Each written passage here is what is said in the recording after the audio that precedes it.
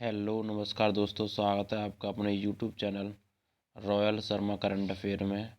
आज हम फिजिक्स से संबंधित आपको 25 प्लस मोस्ट इम्पोर्टेंट क्वेश्चन कराएंगे जो परीक्षा में बार बार पूछे गए हैं।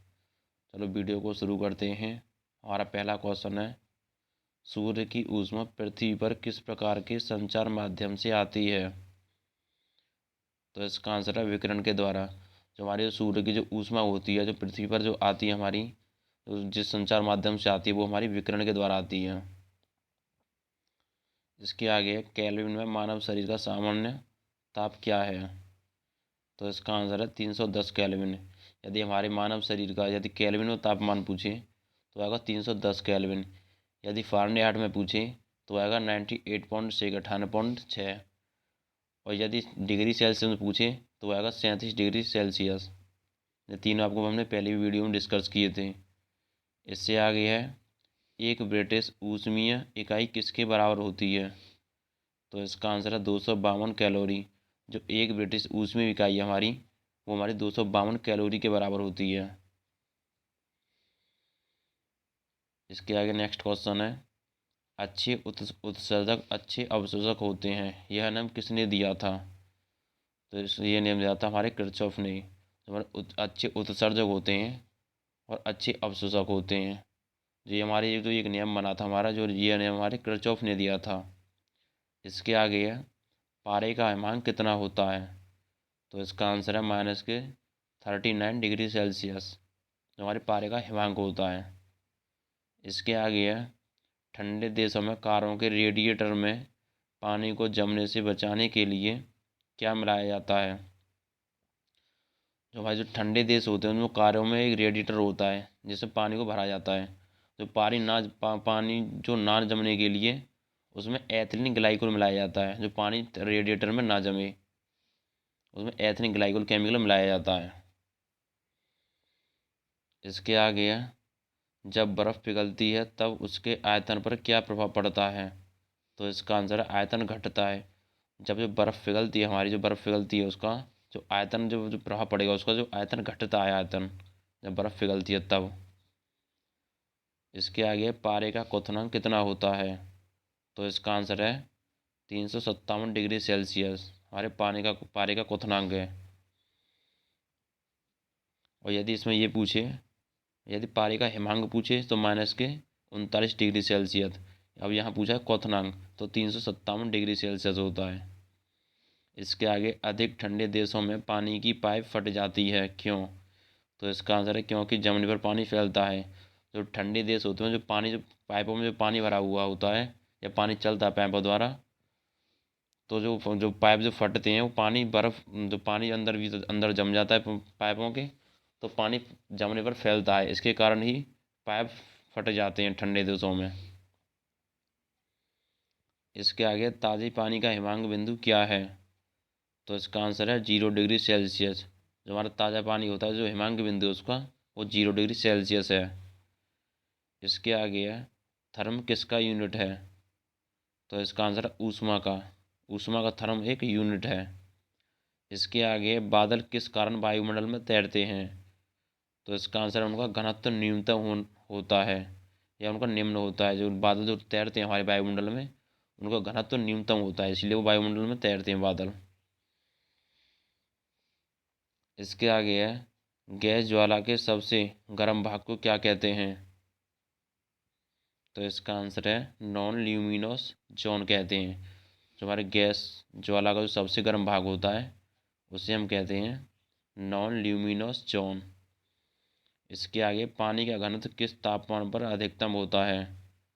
तो इसका आंसर है 4 डिग्री सेल्सियस तापमान पर पानी का घनत्व अधिकतम होता है। इसके आगे है, शीतकाल में कपड़े हमें गर्म रखते हैं, क्यों? तो इसका आंसर है शरीर की ऊष्मा को बाहर जाने से रोकते हैं। जो हमारे शरीर की जो ऊष्मा होती है बाहर जाने से रोकते हैं हम जब कपड़े पहनते हैं ठंडे शीतकाल में। इसके आगे है, द्रव तथा गैस में ऊष्मा का स्थानांतरण किस विधि द्वारा होता है? तो इसका आंसर संवहन प्रक्रिया द्वारा। जो द्रव तथा गैस में जो ऊष्मा को स्थानांतरण जो होता है वो संवहन प्रक्रिया के द्वारा होता है। इसके आगे, दाब बढ़ने से किसी द्रव का क्वथनांक क्या होगा? या कह सकते हैं दाब बढ़ने से किसी द्रव का क्वथनांक पर क्या प्रभाव पड़ेगा। तो इसका आंसर है बढ़ेगा। यदि किसी द्रव पर जो दाब बढ़ाएंगे हम उस पर, तो उसके क्वथनांक जो प्रभाव पड़ेगा तो क्वथनांक उसका बढ़ेगा जब किसी द्रव पर दाब बढ़ाएंगे तो। इसके आगे पानी से भरे गिलास में बर्फ़ का एक टुकड़ा डालने पर और टुकड़े को घुल जाने पर पानी के तल पर क्या प्रभाव पड़ेगा। तो इसका आंसर है अपरिवर्तित रहेगा। जब किसी गिलास में पानी बर्फ़ का टुकड़ा डाल दिया जाता है और वो बर्फ़ घुल जाती है पानी गिलास में, तो जो पानी का जो तल है वो अपरिवर्तित रहेगा, ना बढ़ेगा ना ही घटेगा बर्फ़ के घुल जाने के बाद भी। इसके आगे है ऊष्मीय विकिरण को किस यंत्र द्वारा मापते हैं। तो इसका आंसर है बोलोमीटर द्वारा। जो ऊष्मीय जो विकिरण है हमारी, उसे बोलोमीटर यंत्र द्वारा मापते हैं हम। इसके आगे है वह ताप जिस पर कोई ठोस पिघलना शुरू होता है वह क्या कहलाता है। तो इसका आंसर है उसका गलनांक बिंदु। जो वह ताप जिस पर कोई ठोस पिघलना शुरू होता है, तो उसका जो जो पिघलेगा उस पर जो बिंदु होता है वो हमारा गलनांक बिंदु कहलाता है। इसके आगे वह ताप जिस पर कोई द्रव ऊष्मा पाकर वाष्प में बदलता है वह क्या कहलाता है। तो इसका आंसर है क्वथनांक बिंदु। जब कोई द्रव है जब वो वाष्प में परिवर्तित होता है तो हमारा क्वथनांक बिंदु कहलाता है, जिस बिंदु पर वो वाष्प में बदलना शुरू होता है। इसके आगे ऊष्मा किस प्रक्रिया से सर्वाधिक तीव्र गति से स्थानांतरित होती है। तो इसका आंसर है विकिरण के रूप में। जब ऊष्मा का जो स्थानांतरण होगा वह प्रक्रिया विकिरण के रूप में अधिक वह ऊष्मा विकिरण के रूप में अधिक तीव्र से स्थानांतरित होती है। इसके आगे सुबह का सूरज इतना गर्म नहीं होता जितना दोपहर का, क्यों। तो इसका आंसर है क्योंकि सुबह किरण तिरछी आपतित होती हैं जिससे उनकी गर्मी बड़े क्षेत्र में फैल जाती हैं। जो सुबह की जो किरणें होती हैं सूर्य की वो तिरछी आपतित होती हैं पृथ्वी पर, लेकिन दोपहर जब हो जाती है तो सूरज बिल्कुल ठीक ऊपर होता है, जिससे कि सूर्य की किरणें बिल्कुल सीधी पड़ती हैं पृथ्वी पर, जिसके कारण दोपहर का सूरज गर्म होता है और सुबह का कम होता है। इसके आगे है क्वेश्चन हमारा जल का अधिकतम घनत्व होता है। तो इसका आंसर है 277 केल्विन पर। जल का जो अधिकतम घनत्व होगा हमारा 277 केल्विन पर होगा। इसके आगे रेफ्रिजरेटर में थर्मोस्टेट का क्या कार्य है। तो इसका आंसर है एक समान तापमान बनाए रखने के लिए। तो रेफ्रिजरेटर में थर्मोस्टेट को हम जो कार्य करते हैं उसमें थर्मोस्टेट का उपयोग करते हैं, वो इसीलिए करते हैं जो एक समान तापमान बनाए रखने के लिए रेफ्रिजरेटर में।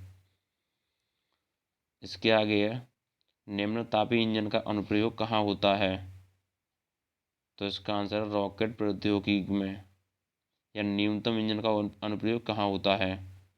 तो इसका आंसर रॉकेट प्रौद्योगिकी में न्यूनतम इंजन का प्रयोग करते हैं। इसके आगे गर्म मौसम में पंखा चलाने से आराम महसूस होता है, क्यों। तो इसका आंसर है हमारा पसीना तेजी से बाष्पीकृत हो जाता है। इसके आगे किसी द्रव की उसके गलना क्वथनांक से पूर्व वाष्प में बदलने की प्रक्रिया को क्या कहते हैं। तो इसका आंसर है बाष्पीकरण। जब कोई द्रव है और उसको क्वथनांक से पूर्व उसे वाष्प में बदलने की जो प्रक्रिया कहलाती है हमारी, वो हमारी बाष्पीकरण। इसके आगे नेक्स्ट क्वेश्चन है पहाड़ों पर पानी किस तापमान पर उबलने लगता है। तो इसका आंसर है 100 डिग्री सेल्सियस से कम पर। तो पहाड़ों पर जो हमारा पानी जो उगलेगा हमारा 100 डिग्री सेल्सियस से कम पर उगलेगा। लेकिन लेकिन साधारण जो पृथ्वी जहाँ हम रहते हैं वहाँ पर जो पानी का उबाल बिंदु है हमारा 100 डिग्री सेल्सियस पर ही उगलता है। इसके आगे सूर्य की सतह का तापमान कितना होता है। तो इसका answer 6000 kelvin. I hope you guys, हम उम्मीद करते हैं आपसे ये वीडियो आपको समझ में आई होगी। यदि ये वीडियो आपको समझ में आई होगी तो प्लीज़ वीडियो को लाइक करें। और अभी तक हमारे चैनल को सब्सक्राइब नहीं किया तो प्लीज़ चैनल को सब्सक्राइब करें।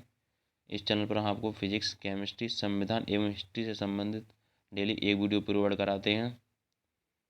मिलते हैं अगली वीडियो में। धन्यवाद।